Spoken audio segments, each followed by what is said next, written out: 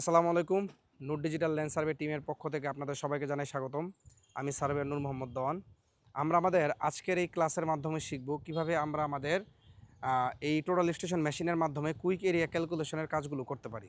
তো আমরা যখনই একটি ধরনের জমি পরিমাপ করতে যাই, প্রাথমিকভাবে আমাদের এই জমিটার আগে এরিয়া দেখতে হয়, তাই না? যে কতটুকু জায়গা আমাদের সরজমিনে আছে অথবা কতটুকু জায়গা আমাদের দখল পজিশনে আছে। যদি এটা আপনার ক্লায়েন্ট আপনাকে দেখতে বলে, সেক্ষেত্রে কিন্তু এটা আমরা কুইক এরিয়া ক্যালকুলেশনের মাধ্যমে কিন্তু এটা করতে পারি।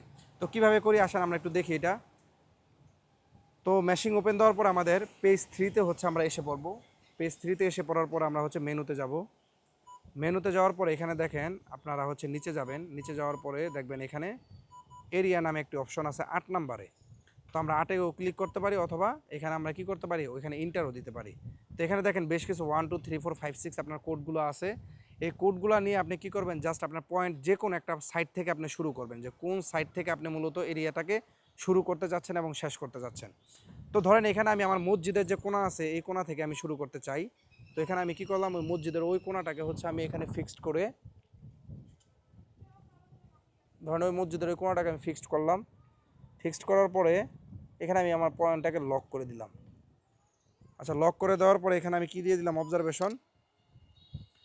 অবজারভেশন দেওয়ার পরে আমার ফার্স্ট পয়েন্ট যেটা আছে PT01 কিন্তু এখানে আমার শো করতেছে, ঠিক আছে। এখন হচ্ছে আমার আরেকটা কোণা নিব, আমি ওই স্কুলের যে কোণা আছে এই কোণাটা,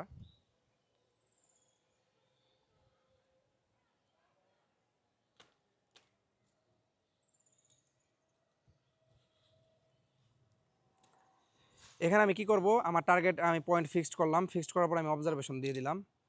শুধু অবজারভেশন দিব। অবজারভেশন দেওয়ার পর আমার 1 2 আমার এখানে দুইটা কোড, যেহেতু আমি নিচে আমার দুইটা কোড কিন্তু এখানে শো করতেছে।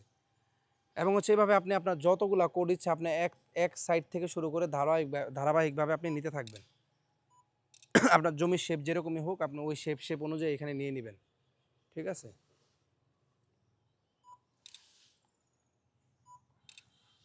ধরেন আমরা আমাদের সর্বশেষ এইখানে যে স্কুলের যে কোণা আছে এই কোণার মধ্যে ধরেন আমাদের জমির যে লাইন, আমাদের এই লাইনটা এখানে শেষ। তো আমি ধরেন এখানে নিয়ে নিলাম, এটা অবজারভেশন দিয়ে দিলাম।